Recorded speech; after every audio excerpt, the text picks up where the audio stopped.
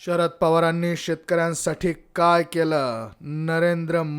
पंतप्रधान नरेंद्र मोदी यांनी शरद पवारांवर टोप दागलेली आहे. त्यातच सुप्रिया सुळे यांनी उत्तर दिलेलं आहे.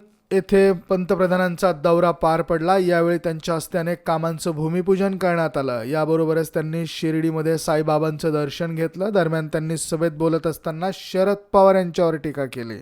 नरेंद्र मोदी शिर्डी दौऱ्यावर असताना त्यांच्या हस्ते निळवंडे धरणाचे जलपूजन आणि धरणाच्या कालव्याचे लोकार्पण करण्यात आले. त्यानंतर त्यांनी शेतकऱ्यांसोबत संवाद साधला. यावेळेस बोलत असताना त्यांनी महाराष्ट्राचे मुख्यमंत्री उपमुख्यमंत्री अजित पवार यांच्या उपस्थितीत राष्ट्रवादीचे अध्यक्ष शरद पवार यांच्यावर नाव न घेता जोरदार टीका केली. तर काय म्हणालेत नेमकं नरेंद्र मोदी? महाराष्ट्रातील एक मोठे नेते आणि अनेक वर्ष देशाचे कृषी मंत्री असलेल्या व्यक्तीने शेतकऱ्यांसाठी आजपर्यंत काय केलं? त्यांनी त्यांच्या कृषी मंत्रीपदाच्या 60 वर्षाच्या कार्यकाळात किमान आधारभूत किंमत द्यायला पाहिजे होती. फक्त 3.5 लाख कोटी रुपये शेतकऱ्यांना दिले. याउलट आमच्या सरकारने ऐकून 13.5 लाख कोटी रुपये शेतकऱ्यांना दिलेत. शरद पवार जेव्हा कृषी मंत्री होते त्यावेळेस शेतकऱ्यांना पैशांसाठी दलालांवर अवलंबून राहावं लागत होतं. त्यांना महिनोन्महिने पैसे मिळत नव्हते. मात्र आता आज आमचं सरकार थेट शेतकऱ्यांच्या बँक खात्यात पैसे टाकतंय असं नरेंद्र मोदी यांनी म्हटलं आहे. तर शरद पवारांनी शेतकऱ्यांसाठी काय केलं हे सांगितलंय सुप्रिया सुळे यांनी. विषय क्रिकेटचा असला तरी तो फिरून शेतीवरच यायचा. त्यांच्या मनात आणि डोक्यात गाव, शेतकरी, शेतीतली आधुनिकता, नाविन्य, तंत्रज्ञान, पिकाच्या कापणीनंतर काय काय करायचं याच गोष्टी सुरू असतात. पारंपरिकतेच्या पलीकडे जाऊन शेतीकडे पाहण्याचा त्यांचा आधुनिक दृष्टिकोन आहे. तुम्ही नुसतं ऊसाचा विषय काढला तरी ते त्यावर सहज तासभर बोलतील. त्या संदर्भात अद्ययावत माहिती आकडेवारी त्यांच्याकडे असते. सार्वजनिक जीवनात त्यांनी पद आणि प्रतिष्ठेपेक्षा सामान्य माणसांच्या कल्याणासाठी काही ना काही करण्याला महत्त्व दिलेलं आहे. नरेंद्र मोदी यांनी 10 डिसेंबर 2015 रोजी नवी दिल्ली महाराष्ट्राच्या एका बड्या नेत्याने तत्कालीन काँग्रेस सरकारमध्ये कृषी मंत्री म्हणून काम केलं. व्यक्तिगतरित्या माझ्या मनात त्यांच्याबद्दल आदर आहे, पण त्यांनी शेतकऱ्यांसाठी काय केलं? शेतकऱ्यांच्या नावावर त्यांनी फक्त राजकारण केलं. त्यांच्या काळात शेतकऱ्यांना दलालांवर अवलंबून राहावं लागत होतं असं नरेंद्र मोदी 26 ऑक्टोबर 2023 रोजी बोलल्यात. 2022 पर्यंत शेतकऱ्यांचं उत्पन्न दुप्पट होईल या दृष्टीनं प्रयत्न केले जातील असं नरेंद्र मोदी 28 जानेवारी 2016 उत्तर प्रदेशमध्ये बोलले होते. 2012 साली सोयाबीनला प्रति क्विंटल 4,300 भाव होता. आज सोयाबीनचा भाव 4,200 रुपये प्रति क्विंटल आहे. अन्य शेतीमालाची परिस्थिती फारशी वेगळी नाही आहे. पंतप्रधान नरेंद्र मोदी यांची 3 वक्तव्य वर दिलेली आहेत. पहिलं वक्तव्य आहे शरद पवार यांच्या अमृत महोत्सव समारंभातलं. गौरव समारंभात बोलताना चांगलं बोलायचं असतं आणि त्या संकेताला धरून मोदी बोलले होते. तो त्यांचा सभ्यपणा होता असं देखील कुणी समर्थन करू शकेल. त्यामुळे मोदींचे पवारांच्या संदर्भातील ते वक्तव्य तोंड देखले आहे असं म्हणता येईल. त्यांनी शिर्डी येथील मेळाव्यात केलेल्या ताज्या वक्तव्याशी त्याचा संबंध जोडून विरोधाभास अधोरेखित करू नये असंही म्हटलं जातं आणि कुणीही मोठ्या व्यक्तीचं नंतर बोलणं ग्राह्य मानलं जावं असं म्हटलं जातं. त्यामुळे 2015च्या वक्तव्याशी 2023च्या वक्तव्याचा काहीही संबंध नाही असं म्हणता येईल. 2023ला जे बोलले तेच खरे बोलणं आहे. भलेही ते खरे नसेल असं म्हणता येईल की शरद पवार यांनी केंद्रीय कृषी मंत्री असताना शेतकऱ्यांसाठी काहीही केलं नाही. त्यांनी शेतकऱ्यांच्या नावावर फक्त राजकारण केलं. मोदींनी जे भाषण केलं ते निवडणूक प्रचाराची सभा नव्हती. त्यामुळे निवडणुकीचं वारं अंगात शिरल्यामुळे ते बोलले असतील असं देखील म्हणता येणार नाही. 2019च्या विधानसभा निवडणुकीच्या प्रारंभीच्या टप्प्यात केंद्रीय गृहमंत्री अमित शहा यांनी सोलापूरमधील सभेत शरद पवार यांनी महाराष्ट्रासाठी काय केलं असा प्रश्न विचारला होता. त्याचं उत्तर महाराष्ट्रातील जनतेने मतपेटीच्या माध्यमातून दिलं होतं आणि भाजपच्या तोंडचा सत्तेचा घास हिरावून नेला होता. यावेळी निवडणुकीला अवकाश आहे, परंतु वारं वाहू लागलेलं आहे. त्यामुळे अमित शहा यांनी 2019ला जी चूक केली होती त्याचीच पुनरावृत्ती नरेंद्र मोदी यांनी 2023मध्ये केल्याचं बोललं जात आहे. त्यांना शरद पवार यांना टार्गेट करायचं होतं, परंतु त्यांनी त्यासाठी निवडलेला प्रश्न चुकीचा होता. देशाच्या पंतप्रधानपदावरील व्यक्तीने वस्तुस्थितीबाबत एवढं अनभिज्ञ नसावं हे आश्चर्यकारक आहे असं बोललं जात आहे. अर्थात पंडित नेहरूंचं श्रेय नाकारणाऱ्या मोदींना शरद पवार यांचं कर्तृत्व नाकारणं किरकोळ वाटलं असावं, परंतु नेहरूंचा इतिहास फार जुना आहे, त्यामुळे त्यांच्या संदर्भातील खोटं खपून घेतलं जाऊ शकतं आणि 10 वर्ष पाठीमागे गेले की शरद पवार यांची कृषी मंत्रिपदाची कारकीर्द समोर येते. डॉक्टर मनमोहन सिंग यांच्या मंत्रिमंडळात कृषी मंत्रिपदाची जबाबदारी स्वीकारल्यानंतर अवघ्या 6 महिन्यामध्येच शरद पवार यांनी राष्ट्रीय कृषी आयोगाची स्थापना केली होती आणि त्यांच्या अध्यक्षपदी डॉक्टर MS स्वामीनाथन यांची नियुक्ती केली होती.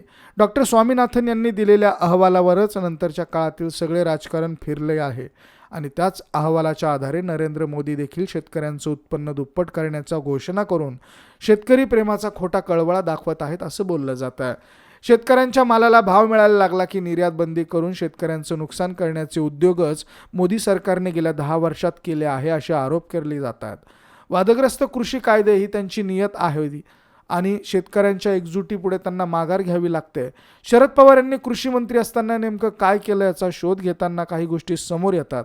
शरद पवार यांनी कृषी मंत्री असताना अन्नधान्याच्या आधारभूत किमतीत वाढ करण्याचा धोरणात्मक निर्णय, आधारभूत किमतीत वाढ म्हणजे महागाईला आमंत्रण, अशी टीका अनेक घटकांनी केली.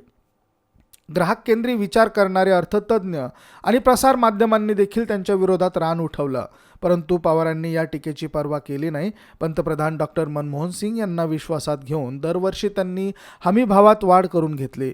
पवार यांच्या कृषी मंत्रिपदाच्या 10 वर्षाच्या काळात म्हणजे 2014 पर्यंत गहू, तांदूळ, कापूस, सोयाबीन या सर्व पिकांच्या हमी भावात दुपटीपेक्षा अधिक वाढ करण्यात आली होती.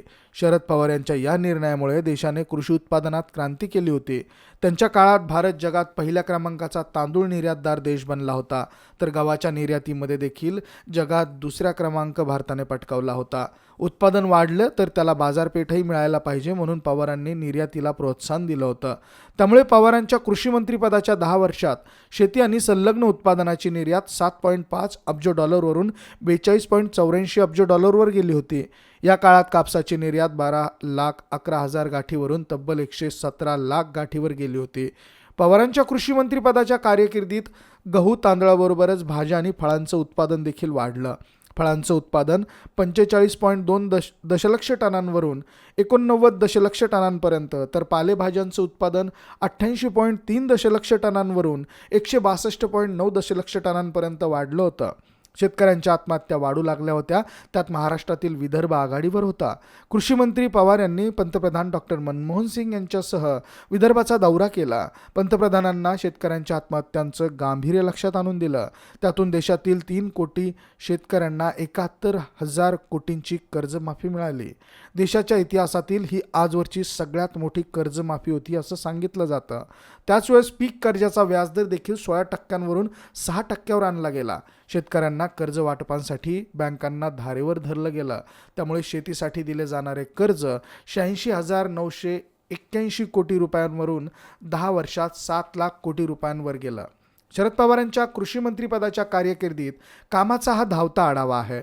पवारांचं बोट धरून राजकारण केल्याचं सांगणाऱ्या मोदी यांना पवार सत्तेतून पाय उतार झाल्यानंतर त्यांचा डोंगरा एवढ्या कामाकडे दुर्लक्ष करावं हे आश्चर्यकारक आहे असं बोललं जातं.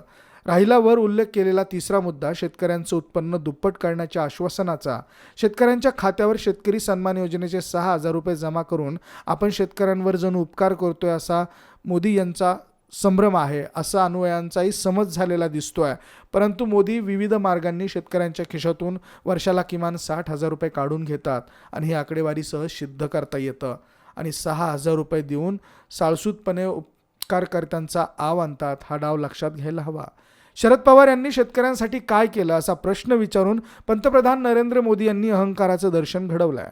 पवारांनी देशाचे कृषी मंत्री म्हणून काम करताना केलेल्या कामांचा उल्लेख वरती केलेला आहे. त्या व्यतिरिक्त इतरही बरंच काही सांगण्यासारखं आहे. शरद पवार पोलोदच्या माध्यमातून पहिल्यांदा मुख्यमंत्री झाले तेव्हा शेतीपंपासाठी वीज सवलतीचा निर्णय त्यांनी घेतला. त्याच काळात महाराष्ट्रात ऐतिहासिक कापूस एकाधिकार खरेदी योजना सुरू झाली. तत्कालीन सहकार मंत्री प्राध्यापक ND पाटील यांनी त्यासाठी पंतप्रधान मोरारजी देसाई, जनता पक्षाचे अध्यक्ष चंद्रशेखर यांच्यापर्यंत अनेक पातळ्यांवर प्रयत्न केले होते. शरद पवार यांनी त्यांना त्यासाठी पूर्ण पाठिंबा दिला होता. शरद पवार यांनी विरोधी पक्षनेते असताना जळगाव ते नागपूर शेतकरी दिंडी काढली होती. या दिंडीमुळे मुख्यमंत्री बॅरिस्टर AR अंतुले यांना शेतकरी कर्जमाफीची घोषणा करावी लागली होती. शरद पवार यांच्या फळबाग विकास योजनेमुळे सोलापूरसह राज्याच्या दुष्काळी भागांचं नंदनवन झालेलं आहे आणि आज शरद पवारांच्या प्रोत्साहनामुळे सिंधुदुर्गातील मत्स्यशेतीचा विकास झाला आहे. यादीच करायची म्हटली तर फार मोठी होईल असं सांगितलं जातं. शरद पवार यांच्या राजकारणाचं मूल्यमापन करताना मतमतांतरं असू शकतात, परंतु त्यांनी सर्वांगीण विकासाची दृष्टी जी ठेवून जे काम केलं ते नकारण्याचं धाडस शहाणपणाचं ठरत नाही, असं ही पोस्ट सुप्रिया सुळे यांच्या सोशल मीडिया हँडलवरून करण्यात आलेली आहे.